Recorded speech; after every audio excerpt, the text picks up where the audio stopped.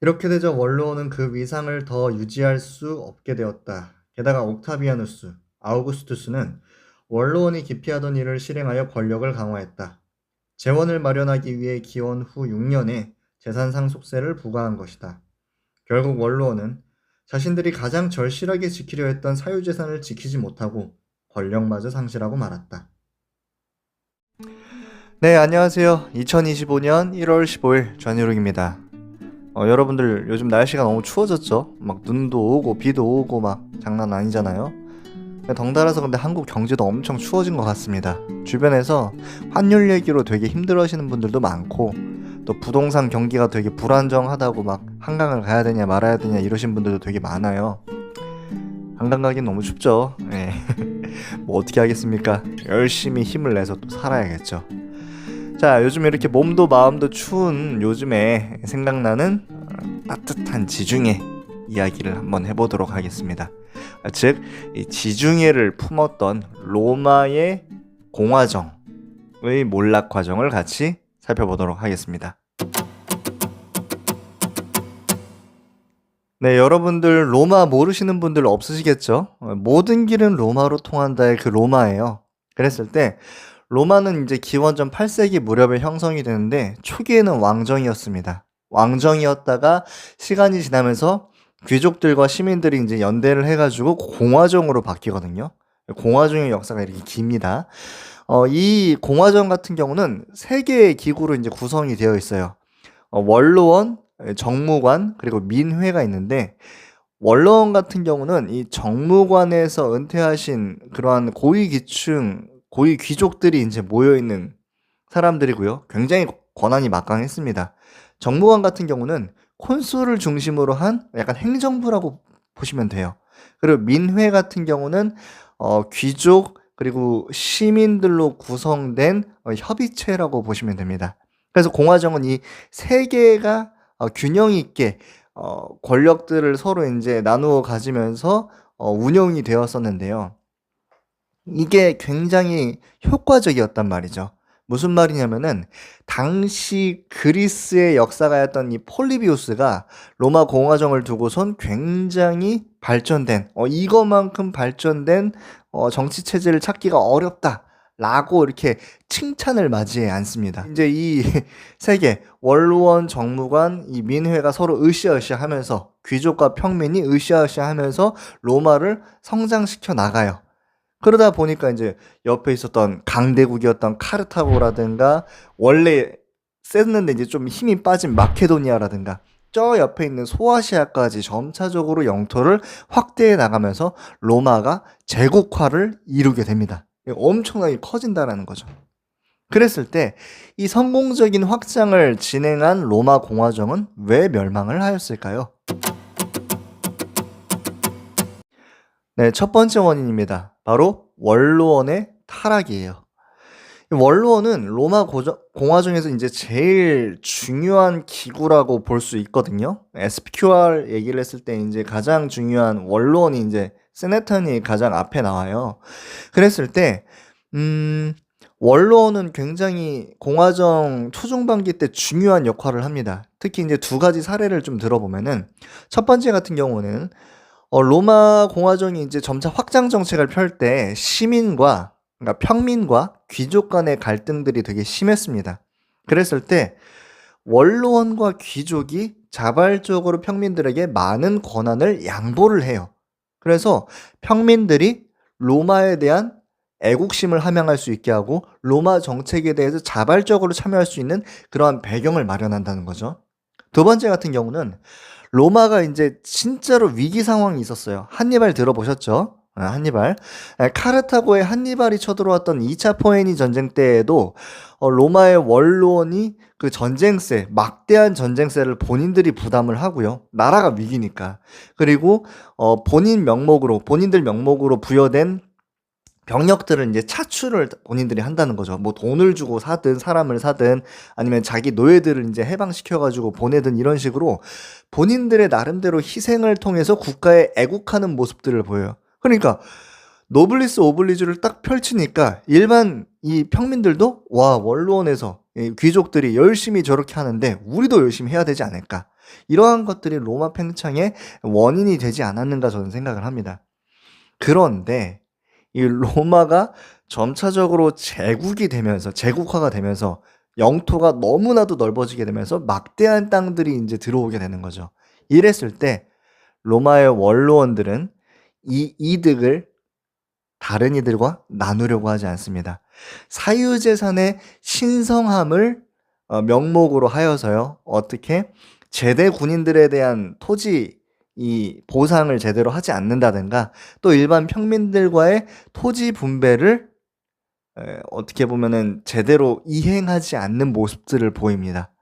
그러면서 이제 어떻게 되느냐? 본인들의 권한을 강화시키기 위해서 패거리를 만듭니다. 이걸 우리 일명 벌쪽파라고 얘기를 하기도 하고 옵티마테스라고 얘기를 하기도 해요. 그러니까 기득권층을 위한 하나의 이익 집단으로 원로원이 변질 혹은 타락하게 됩니다.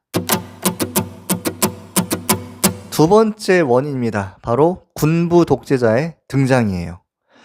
자, 로마가 이렇게 원로원의 타락으로 인해서 빈익빈 부익부라든가 이 토지의 양극화가 굉장히 심해져요. 이 과정에서 토지를 얻지 못한 평민들이 대규모로 로마 도시로 이동하게 됩니다. 자, 이렇게 이 토지가 없는 사람들이 대거 이제 로마로 몰려들게 되면서 이들이 하나의 정치 세력화가 되기도 하고 이들은 토지가 없기 때문에 굉장히 불만에 많이 차 있는 상태입니다. 이들을 어루만지기 위해서 그라쿠스 형제라든가 이러한 사람들이 활동을 하게 되는데 결국에는 귀족들에 의해서 대토지 소유자들에 의해서 암살 엔딩을 맞게 돼요. 그러니까 이 과정에서 이 도시로 몰려든 무산자 계층들을 이용하는 또 하나의 새로운 권력 집단이 생기게 됩니다. 이들을 우리 뭐라고 하냐? 민중파 혹은 포퓰라레스라고 얘기를 하거든요. 그래서 로마는 벌쪽파였던 옵티마테스와 민중파였던 포퓰라레스 이들 간의 갈등으로 이제 지배층이 분열하게 됩니다. 지금이랑 좀 비슷하죠. 자, 그랬을 때 이러한 과정에서 이 권력을 쥐기 위한 일부 군인 독재자들이 형성이 되게 돼요. 그러면서 군인들을 사병화하는 군부 독재자들이 등장하게 되거든요. 이들 중에 대표적인 사람이 뭐 마리우스, 술라, 그리고 이제 정말 잘 알려진 카이사르가 있겠죠. 시저라고 얘기를 하는 그러한 사람들에 의해서 로마의 기존의 공화정이 갖고 있었던 행정체계라든가 국가 운영 방침들이 완전히 무너지게 돼요. 그러면서 이 군부 독재자들에 의해서 정치적으로 농단이 되게 되면서 로마 공화정이 점차 무너지게 되는 거죠. 네, 세 번째 원인입니다. 바로 빵과 서커스에 현혹된 대중입니다. 자, 이렇게 해서 군인들의 내란이 거의 끝나갈 때쯤에 두 사람이 이제 대두하게 돼요. 첫 번째는 누구냐면 카이사르였고요. 두 번째 같은 경우는 카이사르의 양자였던 옥타비아누스, 다른 말로 아우구스투스입니다. 이들 같은 경우는 대중들에게 빵과 서커스를 제공함으로써 대중들의 관심을 정치에서 멀어지게 해요. 그러면서 본인은 뭐 종신 독재관이다 혹은 프린캡스다 이런 식으로 이제 권력을 획득하는 거죠. 카이사르 같은 경우는 대중들에게 이제 빵을 무상으로 제공을 해요. 그러니까 빵을 이제 제공을 하는 거죠. 그리고선 서커스를 제공을 합니다. 어떻게 해요? 각종 경기라든가 전차 경기를 제공을 해요. 그래서 관심을 다른 데다 이게 쓰게 하는 거죠. 옥타비아누스는 더 대단한 게 더 나아가서 이제 로마 시 전경 자체를 바꿔버립니다. 그러니까 무슨 말이냐면은 공공사업으로 거대 건축물들을 이제 건설을 한다라는 거죠. 물론 이건 이제 카이사르도 마찬가지긴 해요. 건축물을 건설함으로써 옥타비아누스가 지배하고 있는 로마는 나름대로 발전하고 있는 것 같구나라고 하는 인식을 로마인들에게 심어주는 거죠. 그리고 이러한 얘기를 합니다. 내가 처음 만났던 로마는 벽돌이었는데 내가 이제 죽을 때가 되니까 로마는 대리석이었다. 이게 이제 단편적인 비유인 거죠. 그러니까 벽돌이었던 로마를 대리석급으로 만들어 놓았다. 이렇게 함으로써 로마 시민들의 지지를 확보하는 거죠. 또 이제 무섭다고 하는 건 뭐냐면은 굉장히 도덕적으로 모범을 보입니다. 통치자가 당연히 모범을 보여야 되는 거 아니냐라고 하는데 전 이게 고도의 정치술이라고 생각을 해요. 일부일처가 약간 그 예시라고 볼 수가 있어요. 일부일처를 이제 강조하면서 굉장히 이제 검소한 삶을 살고 있는데 딸이 이거를 어겨요. 그러니까 어떻게 하냐면 딸을 해가지고 그냥 보내버려요. 얘 이제 내 딸 아니야 막 이러면서. 그러니까 이걸 보는 로마 시민들의 입장에서는 어떻겠습니까? 최고의 권력자가 로마도 발전시키고 있는데 빵과 서커스도 제공하고 있는데 야 도덕적으로도 너무 완벽한 거야. 그러니까 어떻게? 야 헬 시저 하는 거죠 그냥. 충성하는 거죠 그냥. 그러한 식으로 본인들의 권력을 위해서 빵과 서커스를 제공하고 또 도덕적으로 모범을 보이면서 권력을 확고히 하는 이제는 공화정이라고 부를 수 없는 로마 제정으로 넘어가게 된다라는 거죠. 결국 그렇게 로마 시민들이 자랑스러워했던 공화정은 한 사람의 1인 독재 체제인 제정 체제로 바뀌게 됩니다. 불완전한 자율보다는 안정된 지배를 로마 시민들은 선택하게 된 거죠.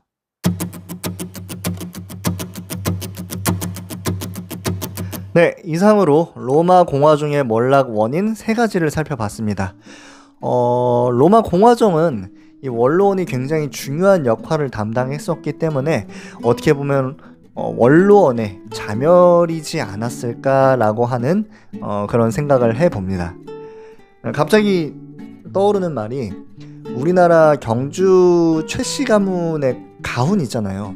보면은 이제 집 주변 100리 안에 굶어 죽는 사람이 없게 하라 뭐 이러한 얘기가 있는데 마찬가지인 것 같아요. 그러니까 단순히 노블레스 오블리주를 실천하라는 의미가 아니라 우리가 자선을 얘기를 했을 때 막역하게 이제 남을 돕는다라고 생각을 하잖아요. 근데 실제로는 그게 나를 돕는 그러니까 내 재산이라든가 내 인망이라든가 이런 것들을 지키기 위해서라도 남을 도와야 되지 않는가라는 생각을 해봅니다.